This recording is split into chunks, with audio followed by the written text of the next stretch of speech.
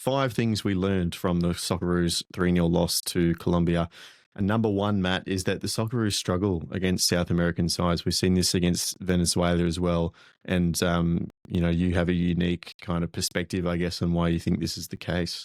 Yeah, so I come back to the fact that I think when we look at the Australian sort of curriculum and how it's set out, I think a lot of our teams are national teams are naturally set up to be quite counterintuitive and sit back a lot, whilst also being able to play on our strengths, particularly with a lot of wing play and things like that as an asset. And for whatever reason, it works really well playing against a European opponent, an African opponent that we've been able to see over time. But we've never really been able to pick that moment very well against teams from the Americas as much. And you look at this window and the last window in particular, it's a pretty destructive loss to the USA. This rotated side have been bested by Venezuela pretty comprehensively. And now this game against Colombia where everything's fallen apart. Something doesn't sit right with me. And when I look at the commentary from a lot of these nations about us, I mean, the USA were very arrogant for whatever reason, but they had a bit of a stereotype in our mind of the way we'd sit back playing really deep. And it's exactly how we've kind of played into their hands. Even more so with, when we look at the preview that we did on this show about Venezuela and Colombia and what to expect. We were expecting a lot of that arrogance and a lot of that kind of, well, they're just going to play a deep line. We don't really need to think about it or do a lot of research into it. We know that they're going to play very deep. And ultimately, I think it plays more into their favour when you've got Tony Popovic sort of not really wanting to adjust his system as much and continually holding that deep line. It really does seem to play into their favour a lot more against that calibre of opponent. So it's just a big takeaway for me, because in a World Cup scenario, we'd want the ability to change in real time, and there was just none of that today, tactically speaking. Yeah, and especially reacting to different moments in the game, right? Like Popovic said after the game, bit of a BS penalty to give away, which I agree with. It's just ridiculous. I thought the ref got baited in a little bit, but that does happen with South American teams, right? On occasion. And you go 1-0 down, and yes, it's not the way you would have liked to. And, you probably think on most days you don't cop a goal as, quote unquote, unfair as that. But this is football, right? Variance isn't going to go away when we hit the World Cups. There are going to be scenarios where you don't feel you deserve to be, but you're going to find yourself 1-0 down. Yet we didn't see a real big shift in trying to push forward to the goal. Honestly, if anything, it just felt like we looked more panicked in what we were doing. And I think that kind of mindset leads itself to Paul Izzo not making a clear decision on whether to go out or stay back on a long ball, and essentially just leaving himself in no man's land and just taking himself out of the equation in terms of defending a goal, right? He just was completely powerless in terms of Colombia getting their second. And, you talked about the deep line as well. It's like, yes, the reason we play this way is to be able to deal with balls like that. But when we were under the pump and we were trying to chase the game and try and score a goal, then it didn't feel like we were shifting up the way we were trying to attack to get forward. It just felt like we were a little bit more uncertain in what we were trying to do already. But like you said, like the hesitation of Izzo in that moment, I don't get it at all, because again, we go back to the one thing that we were able to do in navigating these types of situations really well is that we're always very mentally strong, and that sort of defensive play when it comes with being really rugged, being really tough in that situation. It's where we get a lot of our wins from. The ability to turn around a lot of these games, even within Asia, right? Like we talk about the fact that Tony Popovic's first game against China, they were 1-0 down. We know that they were, in a situation where Saudi took the lead against them as well. It's a situation that we've been in before. But that moment of Izzo really encapsulates the fact that, yeah, just what we think would be a usual strength there is completely gone out the window, and very, very bizarre situation from him to just completely back off in the way that he did. Not back off, but commit to a situation that he shouldn't have committed to. Yeah, and we saw this against Venezuela as well. And you mentioned those AFC examples, like we were down 2-1 against Bahrain. Cassini Yengi scores a 96-minute goal. We conceded the first goal against Saudi Arabia in the last match of the group stage as well, but managed to fight our way back in that one. These are situations where, the stereotype of the Australian team is that doesn't happen, is that you keep pushing forward and you put yourselves in positions to make those late comebacks. But it hasn't happened for a while. And now we've lost 3 in a row. And, the players have to be thinking, in the back of their minds, well, maybe if we just lost that little bit of an edge, and yes, there's the context of rotation, and yes, maybe we'll see something completely different in March. But it has to be getting to your head. And in terms of getting to your head as well, point number 2 of things we learned is that, in my opinion, at the very least, I think Paul Izzo is losing any grip or solid claim he had for the first goalkeeper spot. I think after Matt Ryan settled in at Levante at La Liga, reportedly playing very well, and then we see him caught up in camp along with Izzo and Patrick Beach. You see Patrick Beach playing against Venezuela, you think, okay, a lot of this team is being rotated, a few debuts, did very well as well, deserving of his place.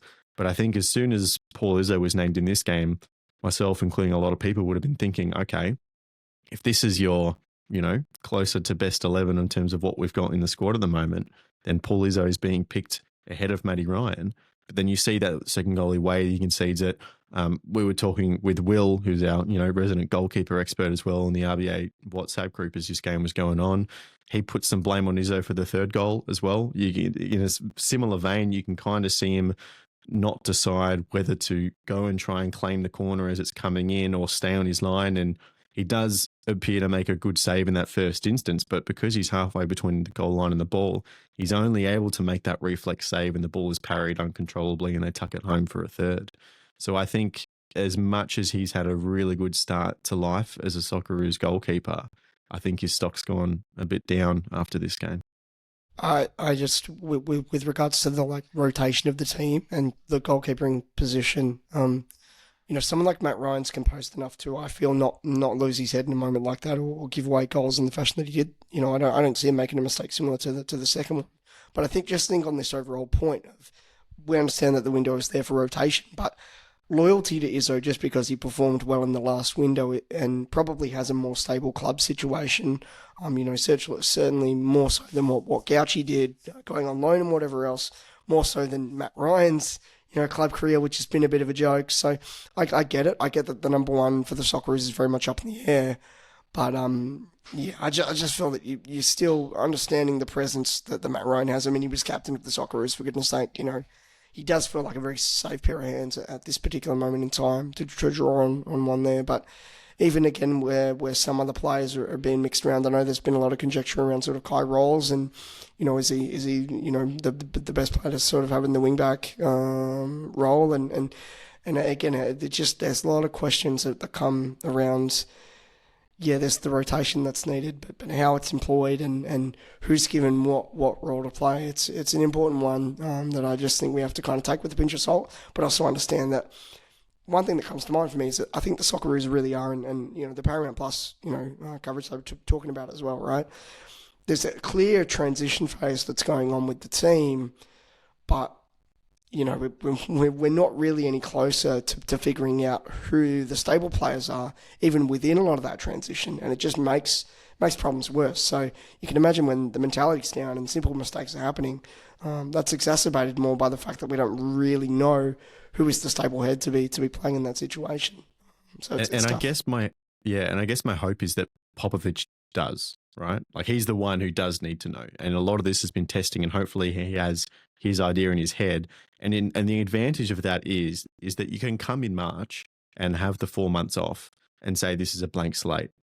This is now a 3 to 4 month sprint for the World Cup.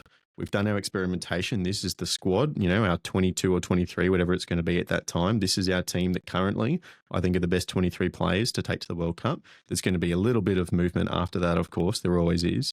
But this is a blank slate. This is now the group. No experimentation, no favors in terms of selection. This is the group that's going to take us to a World Cup. So you can go into a team meeting and you can say that. And to a certain extent, you can kind of wipe this window away and you can just focus on what's next. And I think on Kai Rao's, as you said, which for whoever was producing the broadcast, the L comes before the E. They got that wrong on the substitution. But for me, I think he actually earned his position as that kind of third choice left wing back who can also be versatile at centre back as well, behind Bajic and Boss.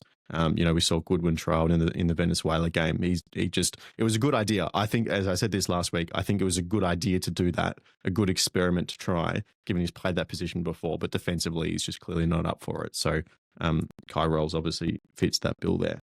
So I think he did well. But point number 3, and we're talking about leadership roles and players coming back into the side.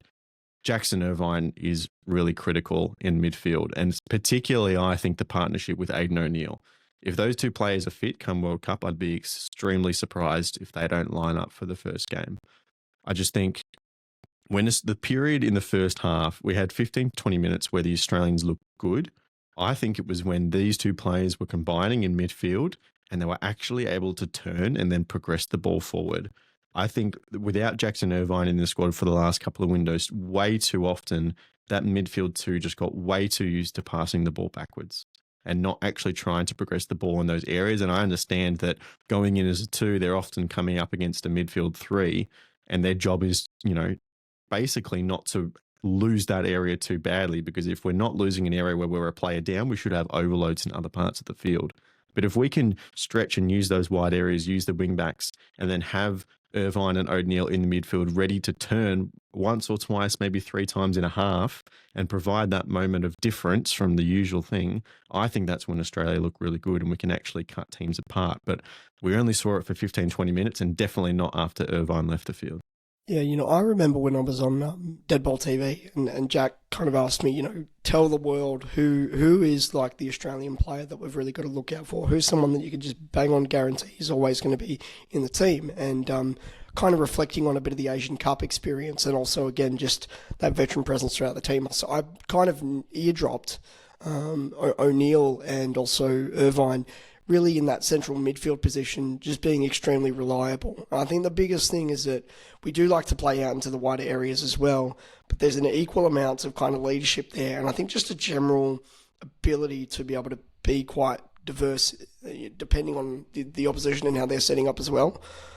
Because again, if we are playing certain, lower ranked sides, and again, being a pot 2 team at the World Cup, that's going to potentially be something that we can look at, right? I think most would be setting up with a midfield system that's more employed to the defensive tactics, where they're also going to be playing sort of a staggered kind of 2-3 system, and really have more bodies behind the ball. So that's where it naturally plays out into our favour as well. But even in the ability where we ourselves are going on the counter attack, it's just that pivot that you're going to have in that central midfield position where the control's there, and it's something that they can both do very well, that they've both been employed to play at their clubs over time. Certainly O'Neill when he was in Belgium, less so in the MLS. I probably can't speak too much to how he's played there as well, but they're just very familiar with it, and they're a very, very safe pair of hands to have going into, again, you talk about naming the 23. I think they're both very, very safe in terms of being able to consistently play that role in the system that Popovich sort of employs. And one more individual as well to highlight, point number 4, Riley McGree, back from injury, looks really, really good in that 10 role for me. He looked like one of the more, I understand we didn't have a whole lot of, stable possession in the final third, but it just feels like when he gets on the ball, he's the most likely to create something.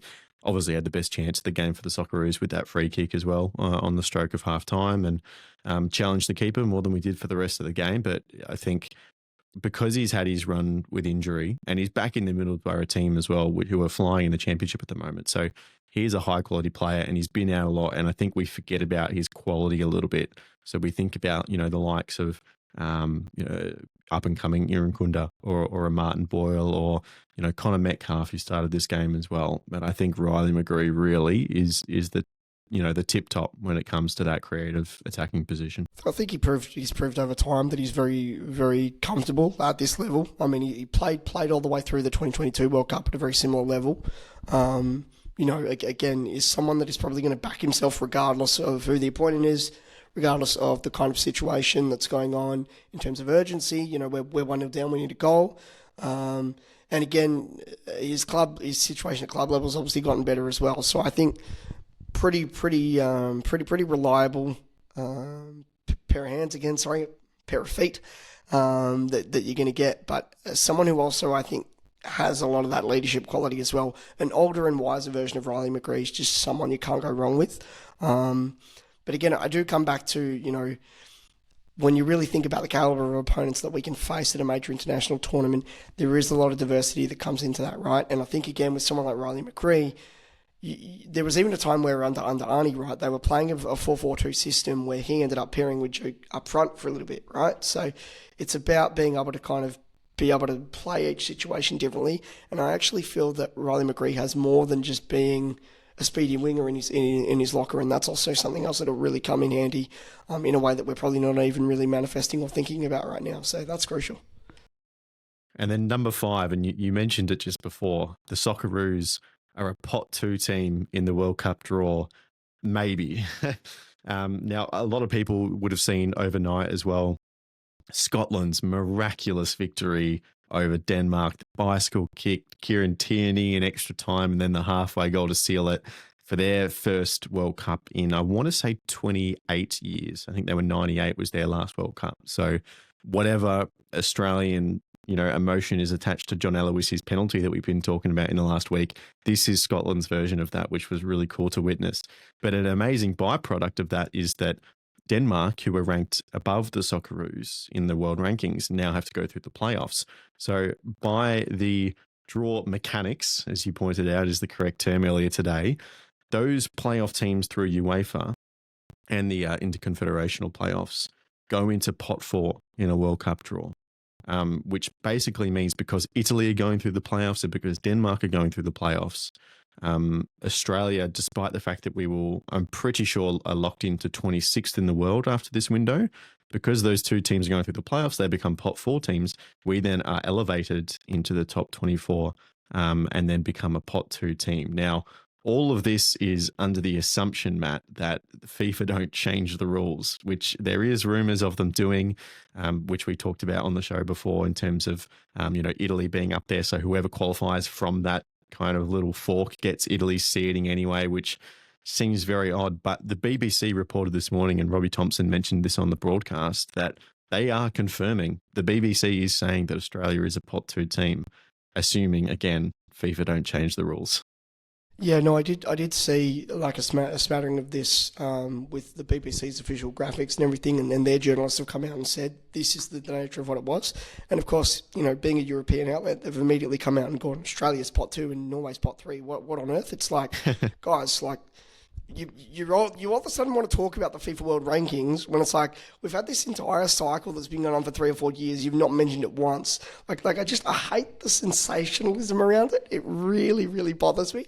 And the type of people that it's aimed at as well. That's what frustrates me. But no, look, it's obviously it's excellent, right? We've been following this, micromanaging the same way we micromanage the coefficient with the Champions League. It's like we're micromanaging those rankings.